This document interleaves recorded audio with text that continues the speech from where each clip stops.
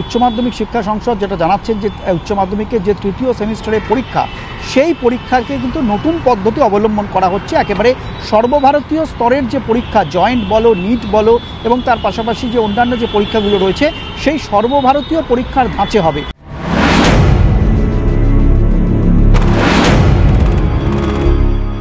সংসদ সূত্রে খবর, জয়েন্ট নিটের মতো সর্বভারতীয় প্রতিযোগিতামূলক পরীক্ষার ধাঁচে এবার থেকে হবে উচ্চ মাধ্যমিক। কেন্দ্রের পরীক্ষার্থীদের বসানো হবে ইংরেজি অক্ষর এস এর মতো বা ক্রিস ক্রস ভাবে। পরীক্ষায় একই প্রশ্ন অন্য পরীক্ষার্থী পাবে না, অর্থাৎ আলাদা আলাদা পরীক্ষার্থীর জন্য আলাদা আলাদা প্রশ্নপত্রের ব্যবস্থা করা হবে। সেপ্টেম্বর মাসের 8 তারিখ থেকে শুরু হচ্ছে তৃতীয় সেমিস্টার।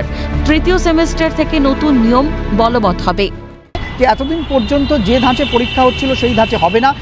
ছাত্রছাত্রীরা ক্রিস ক্রস অর্থাৎ সেই এসের মতো তারা বসবে, ইংরাজি অক্ষর যে এস, তা সেই এসের মতো তারা কিন্তু সেই সিট অ্যারেঞ্জমেন্ট হবে, অর্থাৎ একেবারে ক্রিস ক্রসভাবেই কিন্তু ছাত্রছাত্রীরা তারা বসবেন।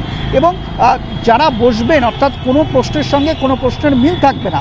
এমসিকিউ বেসড পরীক্ষা ওএমআর শিটে হবে, তার জন্য এবার ছাত্রছাত্রীরা পরীক্ষা দেবে।